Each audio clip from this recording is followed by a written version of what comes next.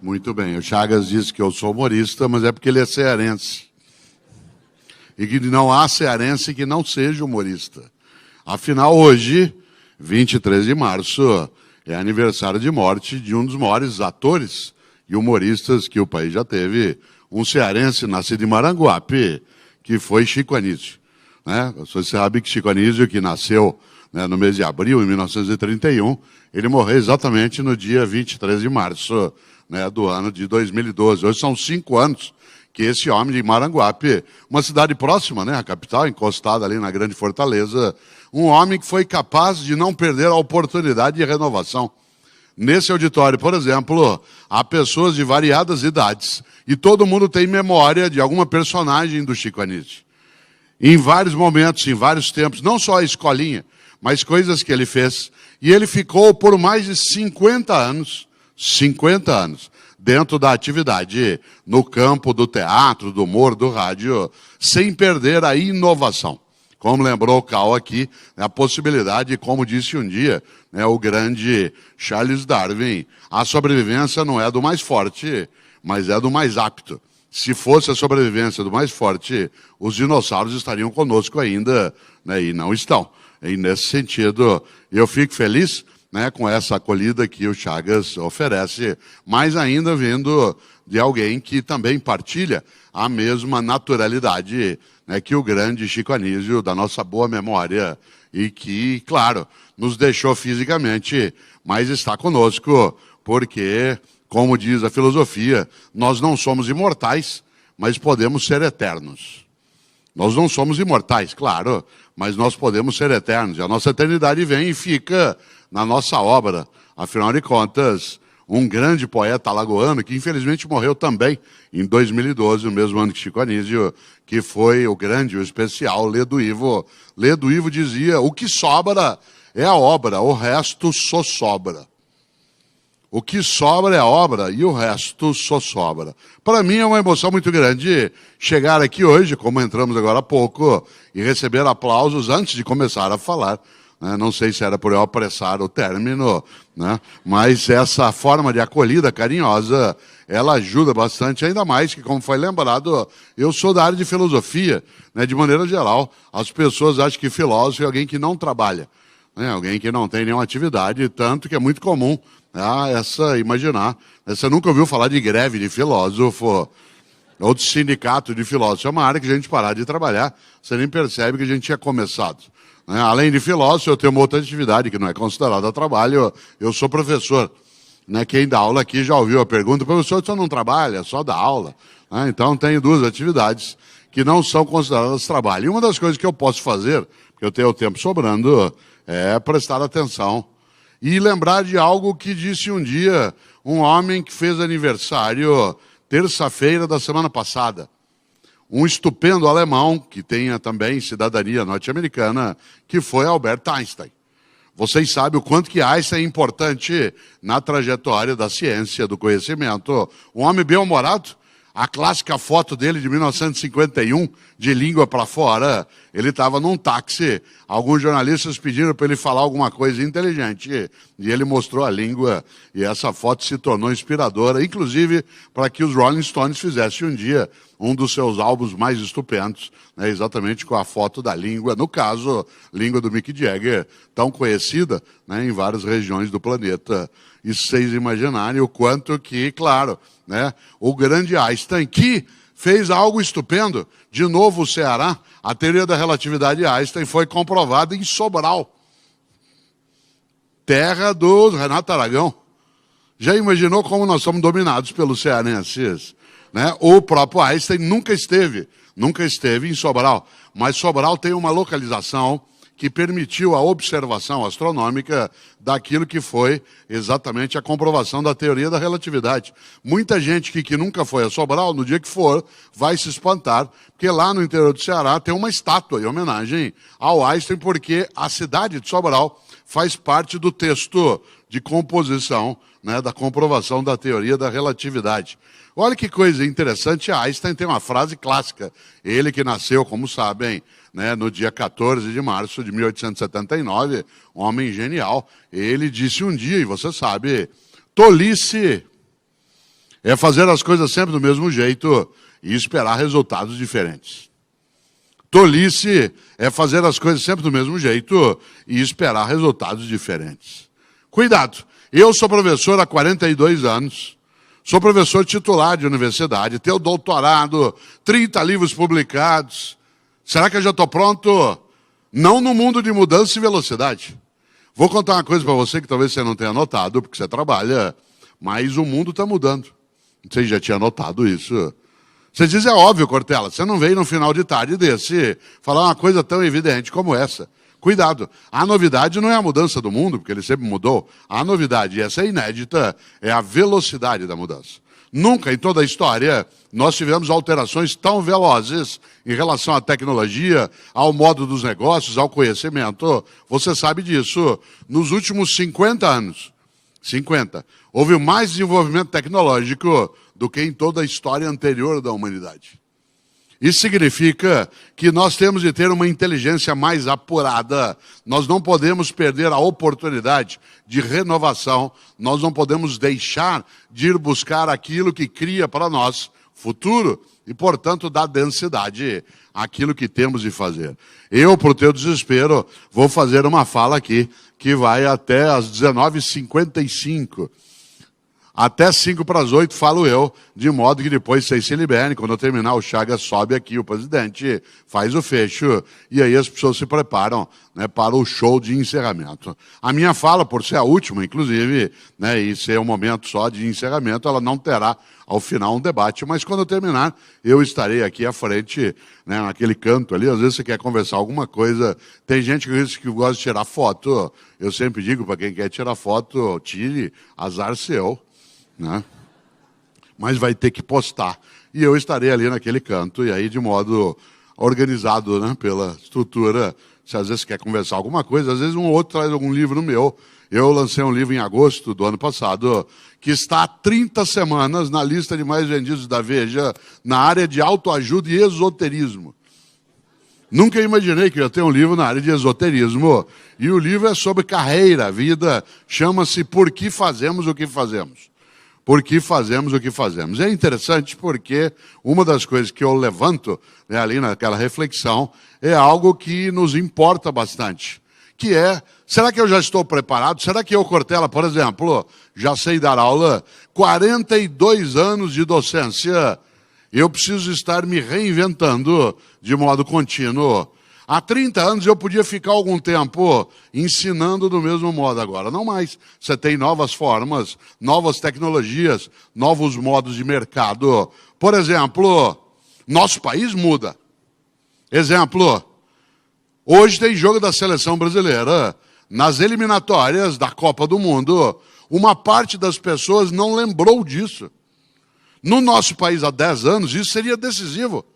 Qualquer pessoa acordaria nesta quinta-feira, já com essa ideia na cabeça. Hoje, nem 20% das pessoas aqui, durante o dia, se lembraram daquilo que há 10 anos era um fato de comoção nacional, um jogo contra o Uruguai, numa eliminatória da Copa do Mundo. No entanto, se eu perguntar aqui nesse auditório o nome de 5 jogadores da Seleção Brasileira de Futebol, provavelmente quase ninguém o saberá. Mas se eu perguntar aqui o nome de 5 ministros do Supremo Tribunal Federal, todos saberão. Aqui, no bar da esquina, no ônibus, no metrô, a essa hora, muda o mundo. Um país que até há 10 anos, por exemplo, tinha uma fixação muito no mundo do esporte, hoje se volta também para aquilo que é a maior aula de educação moral e cívica que nós tivemos na história, que é o que nós aprendemos nos últimos 3 anos, e que de repente nós estamos nos vendo de outro modo.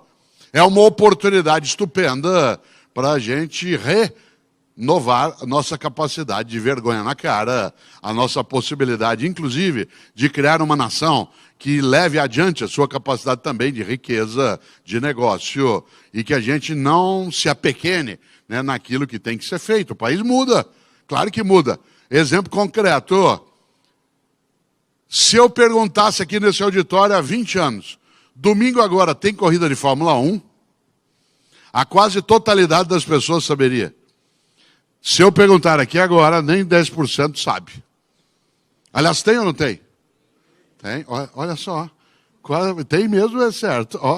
Olha só, atenção. Meu aluno, aquele que está na universidade, que está no primeiro ano de faculdade, em Goiânia, em Recife, em Anápolis, em Londrina, que é a minha cidade, né, em São Paulo, onde eu moro, em Curitiba, em Porto Alegre, em Florianópolis, tanto faz. O aluno que entrou esse ano na universidade, aquele que vai ter aula comigo, eu que sou professor há 42 anos, que, portanto, em princípio, estaria já qualificado para fazê-lo. Que ano nasceu o aluno que está esse ano na universidade, que já é teu colega, teu parceiro, teu chefe? Que ano nasceram os alunos que estão no primeiro ano de faculdade? 1998. Os alunos que estão agora na universidade, para os quais eu dou aula, nasceram em 1998. Atenção, eles não conheceram Ayrton Senna. Inclusive porque quando eles nasceram, o Senna tinha morrido fazia 4 anos. 4 anos. Diz assim, como não conheceram o Senna? Eles não compreendem, por exemplo, por que alguns de nós, mais idosos, assistimos corrida de Fórmula 1. Eu falo, mas por que assistir? A gente não tem tradição nisso. Você fala, você está louco, menino, como não tem tradição? Nós temos 2 tricampeões do mundo e 1 bicampeão. Mas faz tempo. A última vez que nós ganhamos o campeonato de Fórmula 1, a última vez que a bandeira do Brasil foi sacudida dentro de um carro de Fórmula 1 na Vitória, agora em dezembro, fez 25 anos. Isto é, 1/4 de século. A última vez que nós ganhamos o campeonato de Fórmula 1, que se colocou a canção da vitória, esteve aqui o Ronaldo ontem, algumas vezes se utilizou a canção da vitória também no futebol, mas ela era para Ayrton Senna, em grande medida. A última vez que se tocou, tan, tan, tan, tan, tan, tan, foi em 1991. Só para você ter uma ideia do que isso significa, em 1991, o presidente do Brasil era o Collor, que agora é da Comissão de Ética do Senado. Em 1991, isto é, da última vez que ganhamos o campeonato de Fórmula 1, a União Soviética ainda existia. Era dirigida pelo Gorbachev, um homem que tinha um hemangioma na testa, lembra-se? Parecia um mapa. O inimigo do Ocidente era o comunismo. A última vez que nós ganhamos o campeonato de Fórmula 1, a discussão entre Hillary Clinton e Donald Trump não seria sobre o Estado Islâmico, que não existia, sobre a Al-Qaeda, que não existia, sobre o Boko Haram, que não existia. Não se teria um atentado como nós tivemos ontem em Londres, como uma preocupação. Era o comunismo soviético. Você já imaginou? Hoje o principal aliado do Donald Trump é Vladimir Putin, presidente da Rússia. E seu adversário é a Europa. Quem diria?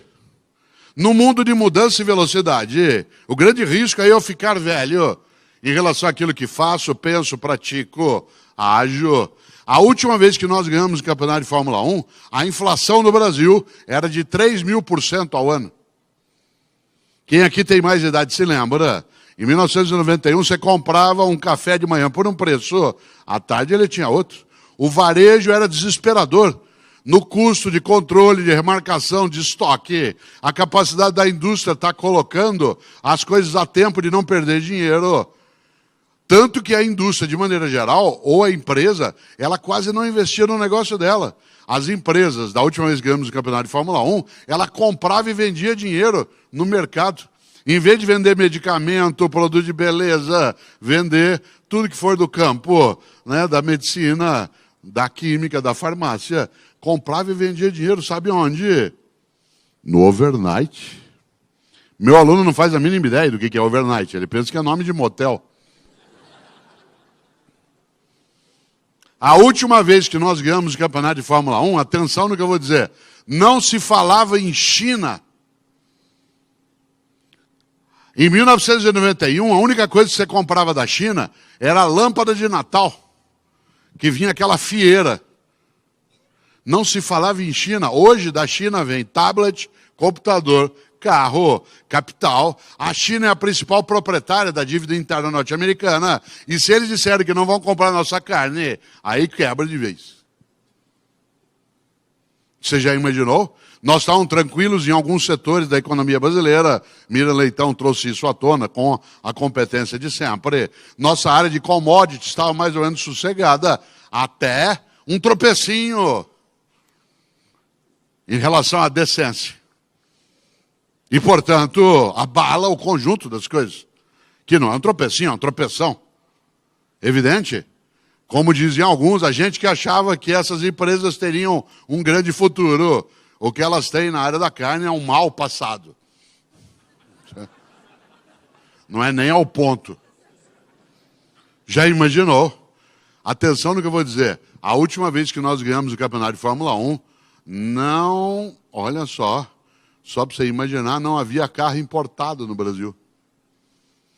Os primeiros carros importados no Brasil chegam aqui em 1993, um ano antes da morte do Senna. E quem aqui comprou, se lembra, eram os carros russos. Era o Lada. Quem comprou tem até hoje. Aquilo é invendável, imprestável. Serve para o cachorro dormir em dia de chuva.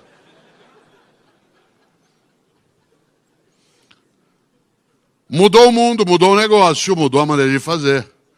Por exemplo, nós estamos aqui na zona norte de São Paulo, alguns aqui se lembram. Daqui de Guarulhos, próximo a nós, veio uma das bandas mais estupendas da música brasileira, Mamonas Assassinas. Meus alunos não conheceram os Mamonas Assassinas, porque os Mamonas, agora, atenção, no dia 2 de março, fez 21 anos da morte dos Mamonas.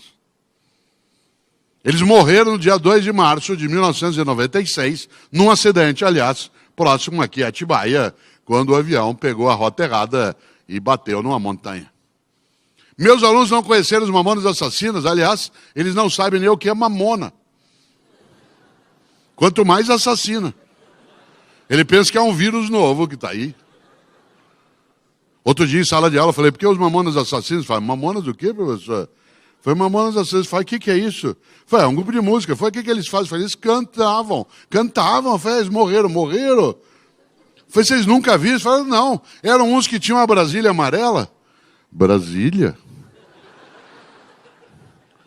Eu falei, vocês nunca viram um carro projetado por um engenheiro brasileiro? Tinha, aliás, era ótimo, tinha 2 carburadores. Carburador. A velocidade, a mudança, a alteração é tamanha que, por exemplo, meu aluno não imagina que Ayrton Senna não conheceu a internet.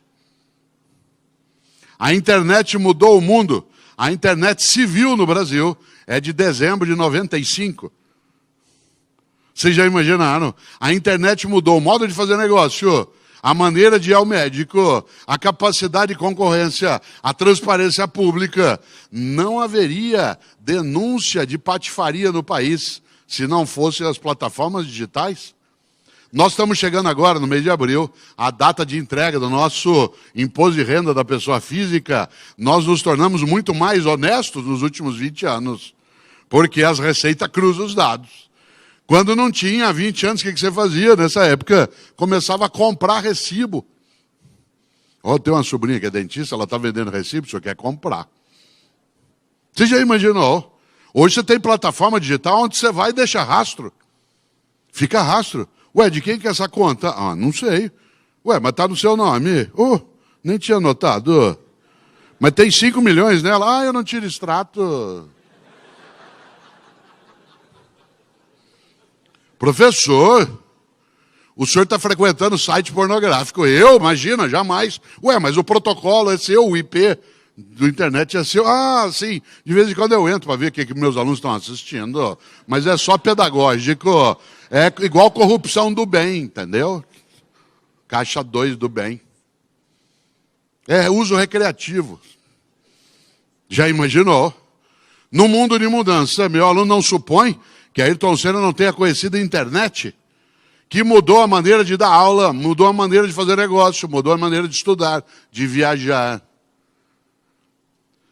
Você vinha fazer uma viagem agora no período da Semana Santa, há 20 anos, se você quisesse, por exemplo, ir para alguma das ótimas regiões que a gente tem no Brasil, onde se olhava para viajar, se olharia num guia 4 rodas. que tinha sido impresso em novembro, e você estava com ele agora, em março, na mão. Hoje, você entra num blog de quem já foi. Você entra num site de avaliação de quem acabou de passar por lá e diz assim, essa imagem do coqueiro deles no site é o coqueiro, que só tem um. O café da manhã não é tão bom, não é assim como eles oferecem.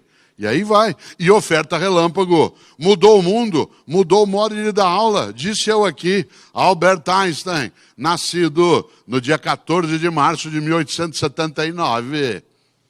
Será que é verdade isso? Ou eu inventei? Como você saberia há 20 anos se era verdade? Você tinha que esperar parar a palestra, ia procurar numa enciclopédia Barça, Mirador, conhecer. Ela tinha que estar atualizada. Hoje, eu nem acabei de falar, você confere no teu mobile. A minha competência está à prova online, a tua competência está à prova online. Não dá para eu fingir que sei. Não dá para eu dizer, por exemplo, hoje, dia 23 de março, em 1531, foi quando Duarte da Costa assumiu o governo geral no Brasil. É verdade. Nosso segundo governador-geral, primeiro foi o fundador de Salvador, Tomé de Souza. O segundo, o Duarte da Costa, que assumiu exatamente no dia 23 de março de 1531. É isso? Diz, mas Cortella, isso não importa. Importa em algumas situações. Hoje a memória ela não é tão necessária para algumas coisas. Mudou, a internet mudou e Sena não conheceu nosso modo de acesso à informação, à velocidade e até à medicina. Eu, Cortella, depois da internet, não sou tão leigo assim. Antes de ir ao médico, eu dou uma gulgada. Antes de eu olhar um medicamento, eu faço uma comparação e procuro gente que embora seja leigo como eu, falou sobre efeitos colaterais. Diz que aquilo era só propaganda ou não. Ou que tinha eficácia. Claro, óbvio que você não forma um médico na internet, mas eu não sou tão leigo. Eu estava há 5 anos na Ilhabela, no litoral norte de São Paulo, no carnaval. Gosto muito de carnaval de rua. Ilhabela tem um carnaval de rua muito gostoso. Pulei carnaval na terça-feira. Na quarta de manhã acordei. Parecia que tinha areia no meu olho. Claro, conjuntivite. Deu uma epidemia no litoral norte de São Paulo e eu fui brindado. O que eu fiz antes de ir ao consultório do oftalmologista em São Paulo? Google. Aí vi lá, tem conjuntivite viral, tem bacteriana, tem dermatite de contato, faz isso, faz aquilo. Subi na quinta-feira para São Paulo, entrei no consultório do oftalmo, ele olhou para mim e falou, o senhor está com conjuntivite. Falei, é viral ou bacteriana? Ele falou, não, é viral. Falei, como é que o senhor sabe? Ele falou que se fosse bacteriano, o senhor ia estar com um adensamento gelatinoso próximo à retina. E eu disse, o que eu faço? Ele falou, vou passar uma prescrição, o senhor faça compressa com água filtrada 5 vezes ao dia. Em uma delas, só em uma, coloque 3 gotas de água boricada. Falei, doutor, e se for bacteriana? Ele falou, o que tem? Ué, o senhor sabe que o bórico, a base da água boricada, é meio propícia à proliferação de bactéria. Quase que ele me xingou. Se eu soubesse que vocês faziam colírio, eu tinha ido buscar já, direto. Certo? Já imaginou? É óbvio que você não forma um médico pela internet, mas eu não sou tão leigo. Nem para fazer negócio, nem para ver a transparência de recurso, nem para uma sala de aula. Ayrton Senna não conheceu. Aliás, sabe o que Senna não conheceu? E mudou parte do mundo. Ele não conheceu um mobile como esse, que é de 2010. Os primeiros mobiles, smartphones, são de 2010. Senna conheceu o celular logo no início. Há 20 anos você não tinha celular. Eles estavam começando. No Brasil, em 95, em larga escala. E cada um deles, você lembra, era quase uma arma de defesa pessoal. Você trocava o pneu do carro escorando com a bateria dele. Em 20 anos ele fez zuf. Esse que está na minha mão agora, manda e-mail, recebe e-mail, tem 6 mil músicas, tem GPS, tem cotação da bolsa, grava foto, grava filme, tem a minha temperatura, calcula meu batimento cardíaco, tem a minha instrução sobre o tempo e a temperatura e, se precisar, faz ligação. Você está rindo? Meu aluno não usa isso para falar, ele usa para escrever. Eles reinventaram o telégrafo. Quer falar com teu filho agora? Liga para ele e não responde. Manda uma mensagem e ele responde. Eles não usam isso para falar, eles usam para escrever. Aliás, você sabe quando alguém é idoso, porque ele está com isso no ouvido. Ninguém, atenção, ninguém com menos de 20 anos de idade põe isso no ouvido. Pôs no ouvido, tem mais de 20 anos, já está idoso. E eles fazem uma coisa incrível, escrevem com um único dedo, que é o polegar. Durante séculos na história da humanidade, nós usamos o dedo indicador para as operações técnicas. Agora é o polegar. No volante do carro, o acerto do espelho, a mexida no banco, a marcha em alguns veículos, o acerto do som do rádio. E nós habituados a ficar com esse dedo. Tanto que quem é idoso, como eu, não consegue fazer com o polegar. Segura com a mão e faz com a outra. Até de costas, parece uma galinha balançando. Você diz, ué, e o que isso tem conosco? Mudou o modo de comunicação. A nova geração que está vindo, ela está habituada a ler e escrever. Eu falava antes com a diretoria ali na outra sala, 40% dos meus leitores hoje, de acordo com as livrarias, têm menos de 18 anos de idade. Eu sou professor de filosofia. Onde eles me conheceram? Na internet. Por que eles voltaram a ler? Porque eles se interessam aos 15, 16 anos de idade por algumas coisas por conta dos blogs, do Twitter, do Facebook. E ele começa a entrar num circuito que antes não se tinha e agora se tem. Olha a mudança e a velocidade. Você que gere pessoas e negócios, preste atenção na nova geração. Ela está vindo, voltando um pouco a ler outra vez. E escrever. Aí você fala, mas Cortella, eles escrevem errado, porque eles escrevem VC em vez de você. Ah, é? Há 300 anos eu diria vossa mercê. Há 200 anos eu diria vós mercê. Há 100 anos nós passamos a dizer e escrever você. Eles escrevem VC. Pode-se incorporar o padrão culto de linguagem ou não. Assim como vossa mercê virou você. Pode ser que você vire VC. Cautela para no mundo de mudança não ficar ultrapassado. Com a cabeça num tempo que já foi. Já sei que está vendo? Por isso que a gente tem que mudar. Atenção, a gente tem que mudar, mas não tem que mudar tudo. A gente tem que mudar só aquilo que não tem mais vitalidade. Eu, Cortella, estou falando aqui há algum tempo, fazendo uma coisa que é antiga, mas não é velha. Uma aula expositiva. Sem PowerPoint, sem data show. Usando a mais avançada tecnologia de conhecimento que existe, que é o cérebro humano. Cada um aqui trouxe o seu. Espero que leve na hora que sair. Ele é wireless, é Bluetooth, é alimentado por açúcar, proteína e carboidrato. Tem 3 milhões de anos de uso. E foi ele que inventou tudo isso. Por isso, uma aula expositiva pode ser feita. Ah, não, no mundo de tecnologia. Claro que pode, eu estou fazendo aqui. Uso eu o PowerPoint da Show? Claro, quando precisa. Para essa eu não preciso. Para esse tempo eu não preciso. Por isso, não confunda antigo com velho. Há coisas que se mudam, outras não. Mas é preciso começar. Nós estamos no outro mundo. Você não conheceu internet. E a nova geração usa isso para escrever. Tem gente nesse auditório que fez curso da datilografia. Ficou horas e horas. ASDFG, CLKJH. ASDFG, CLK, espaço. Guardou o diploma num quadrinho.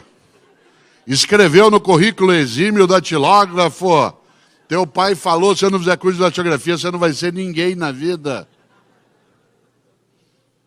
Mudou tanto, que eu vou contar uma coisa que talvez você não imagine. Meu aluno de 18 anos não usa pendrive. Tem gente que não começou a usar ainda. E ele já não usa. Outro dia eu falei, vocês, por favor, entreguem os trabalhos em pendrive. Pendrive?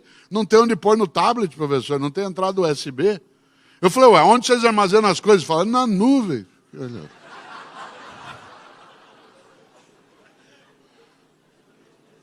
De nada adianta, eu sou professor titular da PUC São Paulo, 20 anos na Fundação Dom Cabral em Belo Horizonte, dei aula na GV durante 15 anos e não há lugar marcado no futuro. Não há lugar marcado no futuro nem para pessoas, nem para empresas, nem para time de futebol. Se vocês imaginarem, mudou no futebol, mudou no negócio, mudou nas nações. O Brasil, vocês já imaginaram, Em 2010, o Brasil 2010, vendendo para todo lado, linha branca, gente fazendo cruzeiro, uma coisa que dá uma saudade danada, caos aéreo, aeroporto lotado de gente, gente tomando iogurte, né? Vocês já imaginaram? Gente atrás das coisas, comprando carro em 80 vezes. 7 anos depois, nós estamos numa outra condição. A gente estava começando a decolar nas últimas 3 semanas. Aí a carne nos pegou. E de repente muda. E quando você está começando a avançar, a Inglaterra diz que vai sair da Comunidade Europeia. E aí tem um atentado. Claro, a velocidade da alteração exige que você esteja o tempo todo, não preparado apenas. O mundo que muda exige não que você esteja partindo de modo contínuo, mas preparado para partir. Não mudando o tempo todo, mas preparado para mudar, se for necessário. Exemplo concreto, e eu volto exatamente, né, a esse polo. Quem diria a nova tecnologia, aquilo que é o novo modo de pensar, de fazer. Nessa hora, quero lembrar uma coisa para você. Mudar é complicado, mas acomodar é perecer. O André, meu filho que tem mais idade, que tem 40 anos tem o André. Quando ele tinha 18 anos de idade, um dia ele estava fechado no quarto dele em São Paulo, onde moramos, ouvindo rap. Eu gosto de rap, mas não é qualquer rap que eu gosto. E eu estava na sala em casa ouvindo ópera. Eu gosto de ópera, mas não é qualquer ópera que eu gosto. Música boa para mim é aquela que me emociona. Se ela me emocionar, tanto faz qual é a música. Quem aqui gosta de ópera sabe que ópera a gente ouve um pouquinho mais alto. O André, hoje ele gosta de ópera, na época não, saiu do quarto dele injuriado e veio até a sala para me dar uma bronca por causa da altura da música. Aliás, eu estava ouvindo uma área do Puccini, magnífica, chamada Mio Babino Caro, meu papaizinho querido, que é para soprano, não posso cantar aqui, pelo óbvio eu não sou, mas que foi gravado um dia por Maria Callas, a maior na história. Eu até dou risada porque tem gente que põe essa área em cerimônia de casamento na igreja, na hora da bênção das alianças. E ou a pessoa não entende de ópera, ou ela entende muito de casamento, porque a área fala de uma menina que vai se matar. Esse é o conteúdo da música. Você sabe que a coisa mais perigosa que existe no mundo é incompetente com iniciativa. Incompetente com iniciativa é um perigo num centro cirúrgico, numa churrasqueira, na direção de uma nação. E eu rio. Aliás, deixa eu ver se tem. Curioso, desculpe se alguém aqui pôs no próprio casamento, né? Mas é engraçado porque a música fala, meu papaizinho querido, tenha piedade de mim. Eu aqui na beira da Porta Rossa, né, em Florença, ou o senhor me dá esse anel de noivado, ou eu me mato. E ela se mata, e a família põe na igreja. É interessante, quer ver?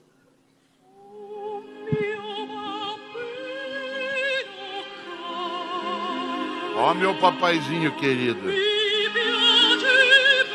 Tenha piedade de mim. Eu aqui na beira da Porta Rossa, ali no Rio Arno, em Florença. Ou o senhor me dá esse anel de noivado, ou eu me suicido. E ela se mata. E a família põe na igreja. Deve ser premonição. Eu ouvindo ópera, o André ouvindo rap. Ele saiu do quarto dele, veio até a sala e falou, pai, pelo amor de Deus, desliga isso, pai. Isso lá é música. Eu disse, André, meu filho, que pena. Você, aos 18 anos de idade, já está ficando vítima da indigência mental. Você, aos 18 anos de idade, fechou tua cabeça para aquilo que é diferente do que você já conhece. Você, aos 18 anos de idade, acha que a única maneira de fazer as coisas é como você já fazia. Você, aos 18 anos de idade, está ficando incapaz de renovar teu conhecimento. Você, aos 18 anos de idade, está ficando impermeável a ir além do lugar onde você já estava. Você, aos 18 anos de idade, está ficando refém da pobreza das ideias. Ele falou, pai, você está ficando louco. Eu falei, André, eu estou ficando louco, você está ficando velho. Não confunda idoso com velho. Idoso é uma pessoa que tem bastante idade. Velho é aquele que acha que já sabe, que já conhece, que não precisa mais aprender. Idoso é uma pessoa de 65, 70, 80 anos de idade. Velho você pode ser com 15 anos de idade, 20, 40, 70. Tem menino de 15 anos de idade que já está velho. Cheio de certeza. Acha que já sabe. Aliás, ele acha que ele que fundou o mundo, que o mundo começou com ele. Tem gente de 40 anos de idade que já está velha. Tem gente de 70 que não envelheceu. Não confunda idoso com velho. Num mundo de mudança e velocidade, o maior risco é ficar velho. Velho na prática, velho no negócio, velho na maneira de fazer, velho na capacidade de aprender. Por isso, um museu, ao contrário do que pensam os tolos, não é um lugar para coisa velha. Lugar para coisa velha é lixo ou reciclagem. O museu é um lugar para coisa idosa, porque o idoso tem valor. Eu ensino filosofia. A pessoa mais jovem que eu ensino morreu há 2.500 anos. Platão, Aristóteles, Heráclito, Parmênides, Zenão, Anaxágoras, Anaxímenes, Tales, Pitágoras. Como é que eu ensino alguém que morreu há 2.500 anos para um menino que nasceu em 1998? Só tem uma saída. É a capacidade de mostrar que há um pensamento que é idoso. Há uma prática que é idosa. Hoje à noite vocês vão assistir a um show de Fernando Sorocaba, que vão vir aqui cantar ao vivo. Você quer coisa mais antiga do que música ao vivo? É antigo, mas não é velho. Tanto que se der a gente lota. Eu só não estou, fui convidado pela diretoria, porque eu tenho uma outra atividade. Senão eu estaria. Você quer coisa mais antiga do que teatro? Minha mulher é diretora de teatro, dirige o Teatro da FAAP em São Paulo, né, há 20 anos. Então agora fazer lá o espetáculo Rock Santeiro, né, do Dias Gomes, que é um musical agora, como era na origem, quando o Rock Santeiro fez, né, a peça. Fica lotado. Você quer coisa mais antiga que teatro? Eu sou comentarista da Rádio CBN. Você quer coisa mais antiga do que rádio? Nesse auditório, as pessoas passam mais horas no dia ouvindo rádio do que assistindo televisão. Por causa do trânsito. Por causa do deslocamento. Você quer coisa mais antiga do que circo? E aí tem o Circo de Soleil, que é caro a beça. Vende ingresso com 1 ano de antecedência. E as pessoas pagam e vão. O que eles fizeram? Reinventaram. É um circo que não tem outros animais, exceto os animais humanos. É um circo que encanta pela música, que não tem crueldade em relação a outros seres. Ah, mas o circo não tem mais lugar. O Circo de Soleil é o maior espetáculo e é caríssimo. Quando você ganha um ingresso para ir ou compra, é coisa de R$300 no mínimo. Você diz, o circo não tem mais lugar. Claro, atenção, não confunda idoso com velho.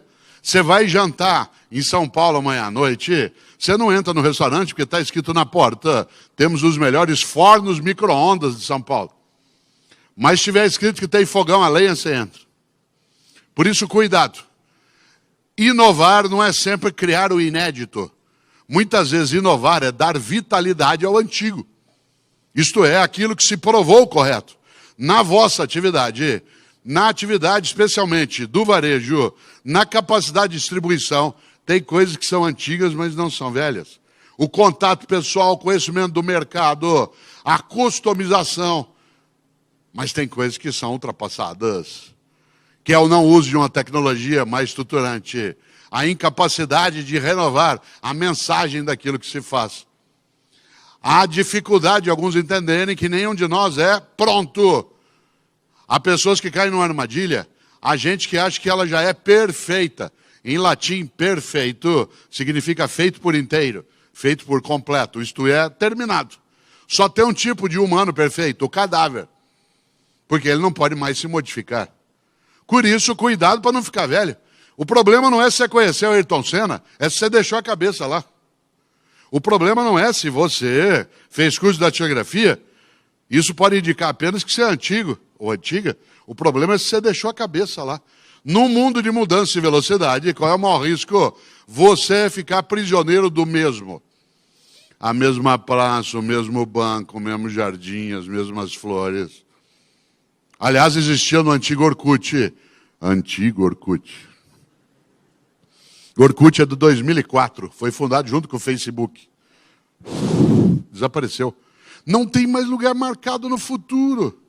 Nem no futebol. Às vezes eu comento futebol na Rádio Globo CBN. Quem não trabalha faz várias coisas. E uma das coisas curiosas é que ali há um anúncio que você já viu. E é verdade. Há 30 anos, atenção. Há 30 anos um jogador de futebol corria em média, durante uma partida, a distância de 6 quilômetros. Não a velocidade. A distância percorrida em campo, numa partida, era de 6 quilômetros. Hoje é de 11 quilômetros. Não mudou o tamanho do campo, não mudou a duração da partida e não mudou o número de jogadores. E quase que dobrou a distância a percorrer. O que mudou? A estratégia, a velocidade, o modo de fazer. Não tem lugar marcado no futuro. Só 5 times brasileiros de primeira linha não foram para a segundona ainda. Só Santos, Cruzeiro, Flamengo, São Paulo e Chapecoense, que subiu e não desceu. Não tem lugar marcado no futuro. A seleção brasileira que hoje joga, a última vez que foi campeão do mundo foi com o Ronaldo em 2002. O ano que vem na Copa vai fazer, atenção, 16 anos que nós não ganhamos uma Copa. O adolescente que está na universidade, ele não tem memória de vitória nossa em Copa do Mundo. Trazê-lo aqui para ver o Ronaldo, que é uma pessoa admirável, estupenda, mas para ele é uma coisa do passado. Para nós, não. Nossa vitória em 2002 foi decisiva. Quem nós vencemos em 2002? A Alemanha. No final, 2-0, 2 gols do Ronaldo. O que fez a Alemanha, quando perdeu um jogo na final, sentou e chorou? Não. Levantou e passou 12 anos se preparando. E bem. E bem. Mudou técnico, se reinventou, mudou o modo de fazer, criou seleção de base. Veio para cá na Copa de 2014, um mês antes. Ficou no sul da Bahia para se aclimatar. Fez uma coisa incrível.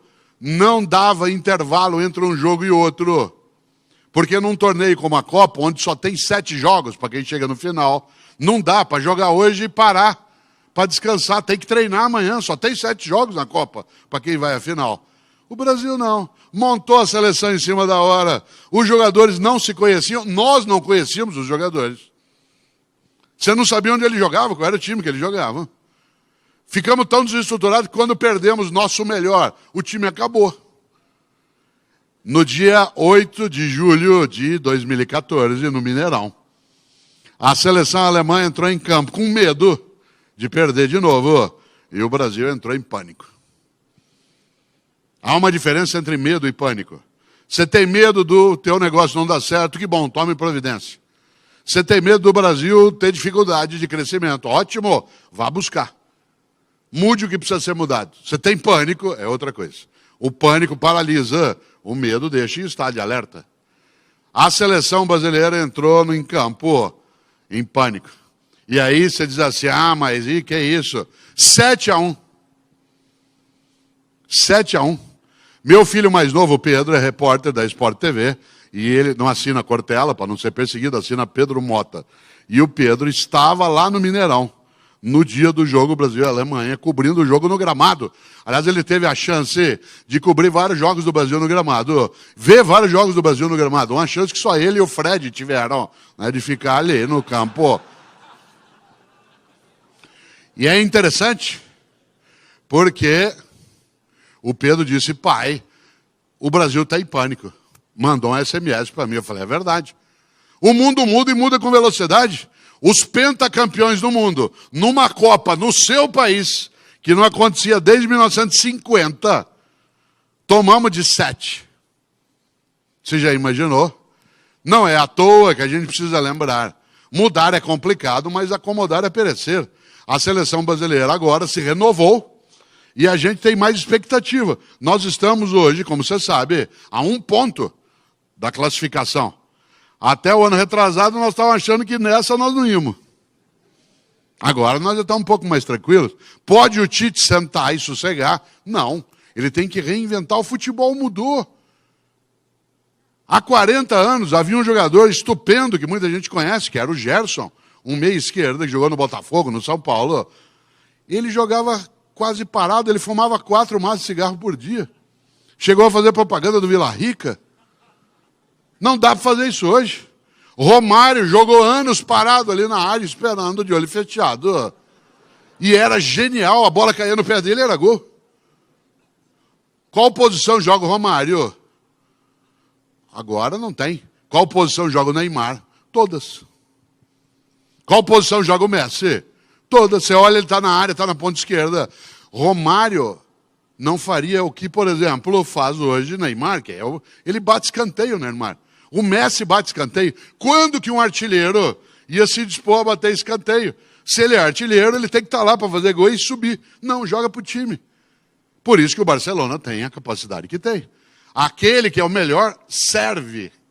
Você já imaginou? Que mudança. Atenção, não há lugar marcado no futuro, inclusive no futebol. Não mudou o tamanho do campo, não mudou a duração da partida, e exceto no São Paulo não mudou o número de homens em campo. E ainda assim, porque Rogério Ceni também joga, se vocês imaginarem, passou de 6 para 11. Você diz, ué, e nós com isso? Muito. Cuidado para não ficar prisioneiro do mesmo. A mesma praça, o mesmo banco, o mesmo jardim. Como eu disse, havia uma comunidade no Orkut chamada Eu Tenho Medo do Mesmo. Eu dela fazia parte. Aliás, o Orkut, em 2011, tinha 55 milhões de seguidores. Olha só. A sobrevivência não é do mais forte, é do mais apto. E ele será forte se ele for apto. Não é que ele se for apto, ele será forte. Nesse sentido, a perenidade vem nisso. Essa comunidade, Eu Tenho Medo do Mesmo, eu participava dela. Não sei se chegaram a ver, porque Eu Tenho Medo do Mesmo. Ela era inspirada naquela placa que fica na porta de alguns elevadores que diz, antes de entrar no elevador, verifique se o mesmo encontra-se ali parado. Imaginou se abre a porta do elevador e o mesmo está lá dentro te esperando, pronto para te pegar. Tem gente que tinha que ter uma plaquinha dessa na cabeça. Antes de entrar, verifique se o mesmo encontra-se ali parado. Atenção. Quero aproveitar esses teus 15 minutos de desespero para pensar exatamente nessa direção. Já faz 45 que eu estou falando e você nem notou, olha só. Você estava cochilando. Olha, quem diria, fazendo uma coisa que é antiga, mas não é velha, e que é inovadora, isto é inovadora porque é uma palestra artesanal. No mundo de tecnologia, é claro que eu posso fazer coisas que remontem a algo que é antigo, mas não é velho. Isso vale nos negócios, por isso, cautela, quando a gente fala em mudança, não é, como diria Odorico Paraguaçu, um mudancismo desenfreado. É mudar o que tem que mudar. Eu, Cortella, preciso ter com meus alunos blog, comunidade de informação, uso da internet no que fazemos, mas tem coisas que eu não tenho de alterar. Nesta hora, quero lembrar, mudar é complicado, mas acomodar é perecer. Por exemplo, mudar é tão complicado que tem gente nesse auditório que dorme do mesmo lado da cama há 10, 20, 30 anos. Viaja, fica sozinho no hotel, deita daquele lado da cama, quase encolhido, como se tivesse uma multidão do outro lado.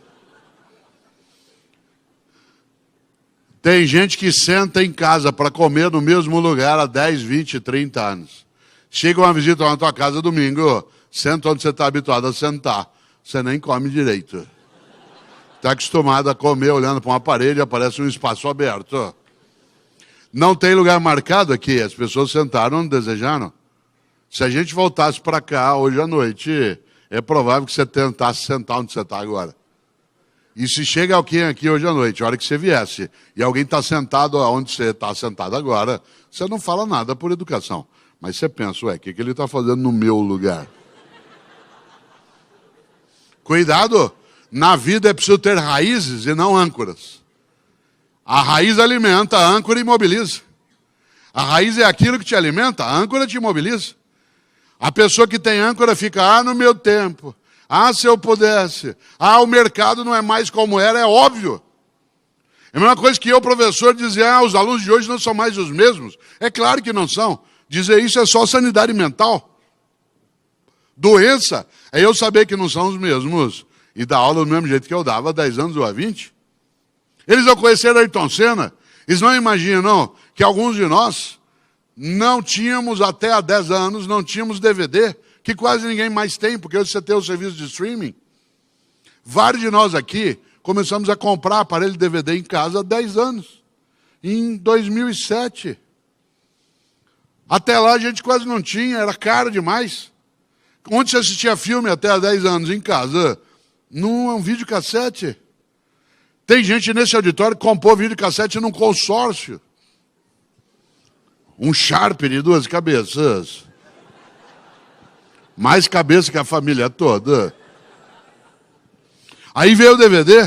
Quanto custa hoje o aparelho DVD? Nada. Há 10 anos o aparelho DVD custava R$700. Hoje você assina uma revista, ganha um aparelho DVD. Compra um caixa de banana, outro aparelho DVD. Há 10 anos, se alguém dissesse, só quem ficar aqui no Congresso da Brandilândia até o final, vai haver o sorteio de um aparelho DVD, ficava todo mundo. Falar isso agora não fica um. Aliás, a gente usa há 10 anos DVD, tem gente nesse auditório que não sabe usar ainda. Você quer assistir o filme em casa domingo, sabe o que você faz? Chama o teu guri, teu menino de 10 anos e fala assim, arruma essa porcaria aí pra mim. Aí ele vai lá e põe e faz uma coisa cruel com você. Ele vai embora antes que acabe. Aí eles ficam olhando aquilo, falando, na hora que acaba, você fala, como é que será que faz isso aqui? Será que tem que rebobinar? Tem gente nesse auditório que pagou multa porque não rebobinou fita VHS. Atenção, você não está velho porque você rebobinou fita VHS. Você está velho se você deixou a cabeça lá, a prática lá. Se você ficou ancorado. O que o meu aluno assiste?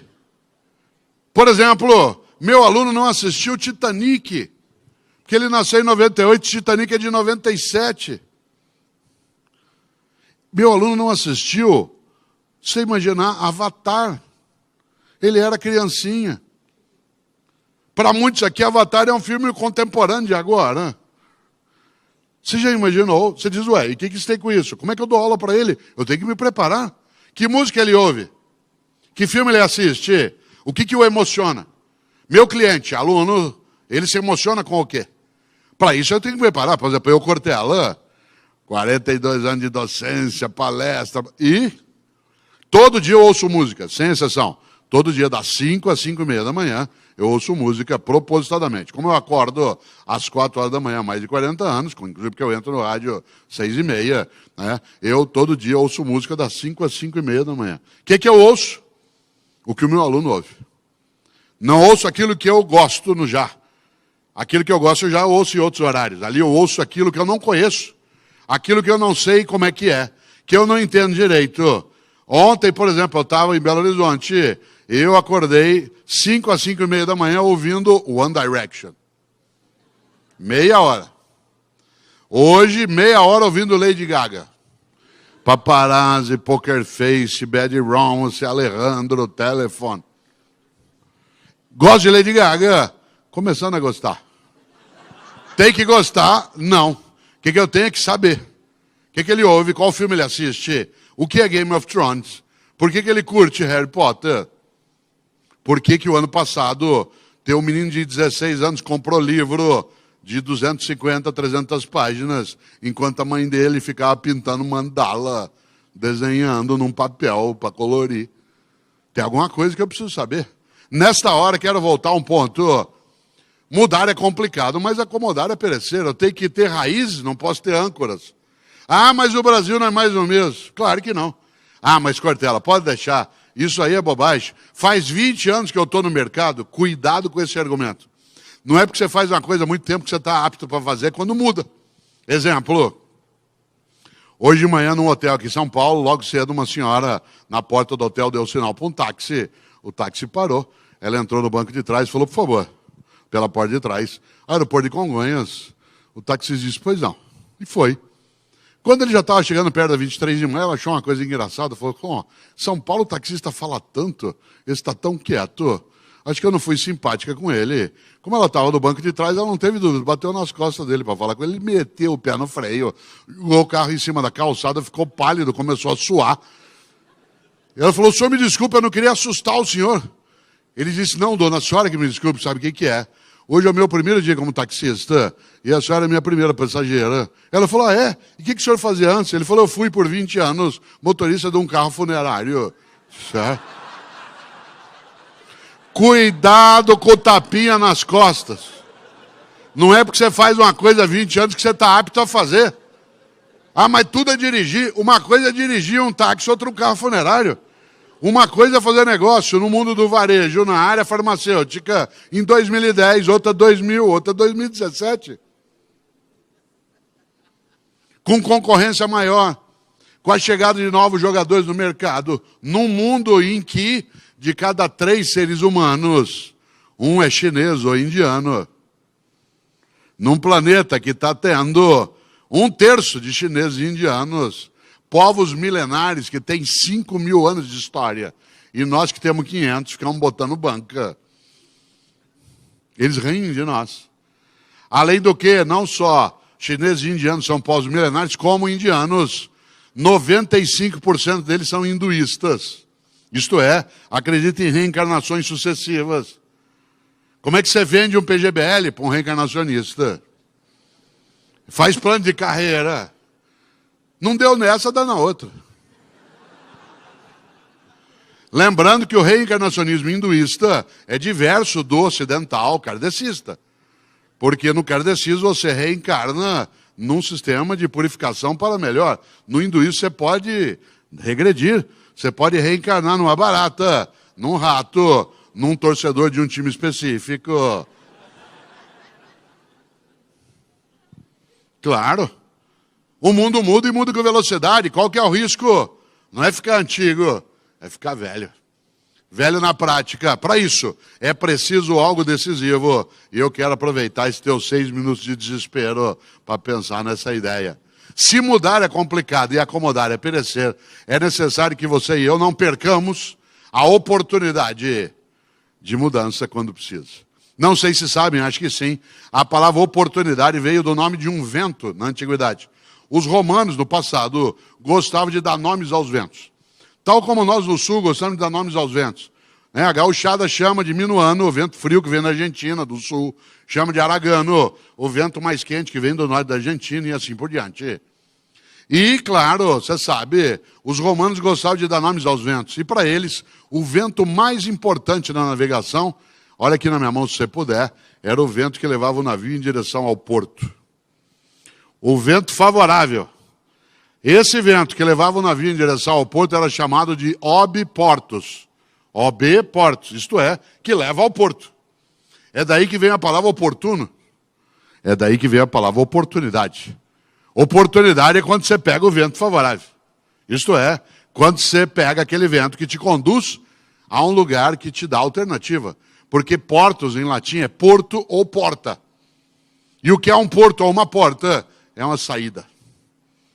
É o porto ou a porta que impede que a gente fique isolado. Quem aqui é filho de italiano como eu sabe que isola em italiano é ilha. Quando você está isolado, você está ilhado. Ilhado no negócio, ilhado no lucro, ilhado na competência, ilhado na qualidade. É o porto ou a porta que permite que a gente saia do isolamento.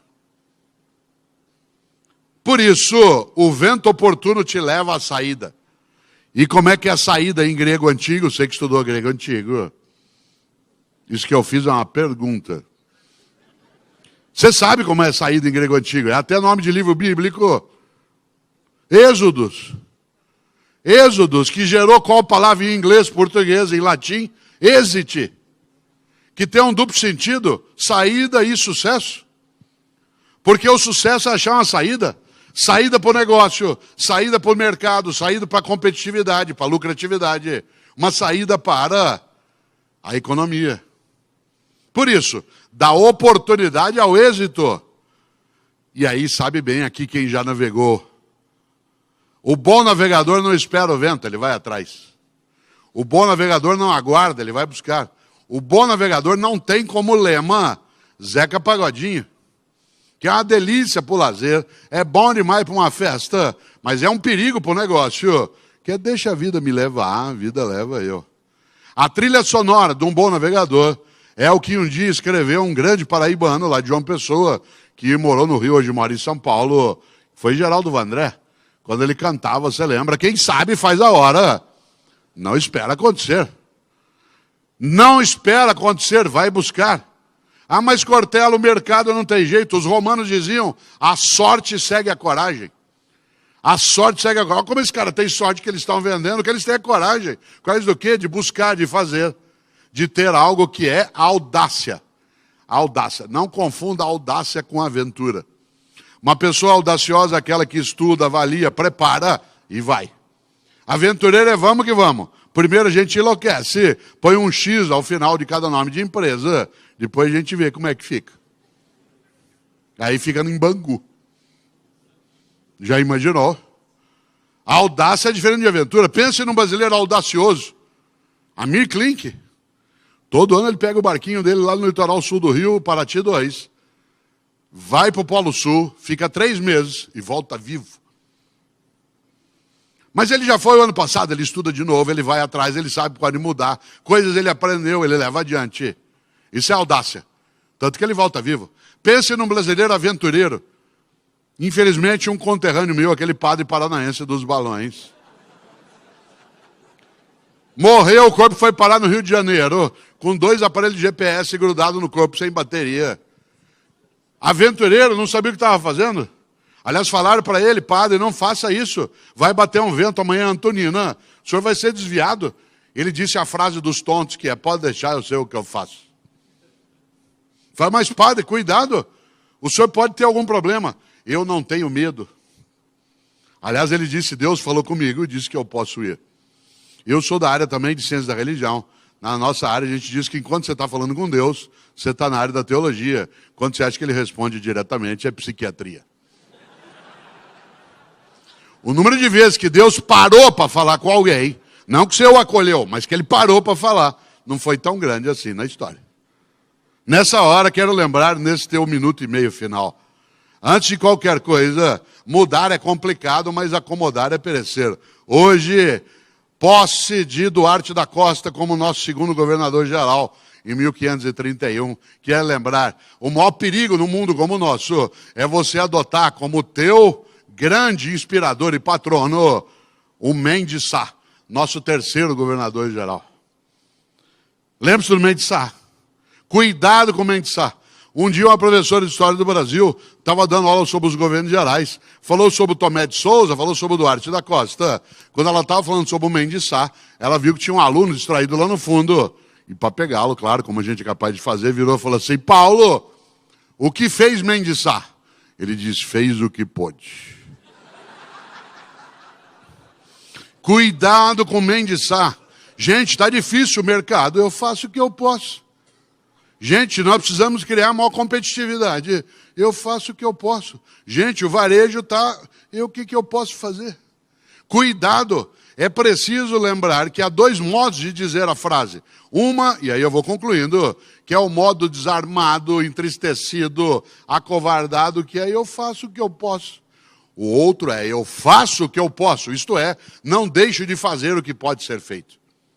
Há uma diferença entre eu faço o que eu posso e eu faço o que eu posso. Isto é, não deixo de fazer o que pode ser feito. Por isso, quem sabe, faz a hora, não espera acontecer. Nesta hora, quero agradecer imensamente, nesse tempo que aqui estão, a capacidade que tiveram de, no final, de um evento de 3 dias, tendo começado com o estupendo professor Drauzio Varela, um homem extremamente inteligente, e seguindo depois com outras pessoas que aqui estiveram, concluir nesse momento conosco, nessa condição de saber que, de fato, cuidado. Uma coisa é você dirigir um táxi, outra coisa é dirigir um carro do serviço funerário. Nesta hora, eu cumprimento a cada um e a cada uma pela capacidade que tiveram de cá estar, não na minha palestra, mas no evento, para ser um exercício de inteligência e humildade. E estar no próximo do ano que vem, para poder criar mais capacidade, mais inteligência e mais robustez. Quero me despedir com uma despedida árabe. Eu sou casado com um árabe, com uma mulher árabe.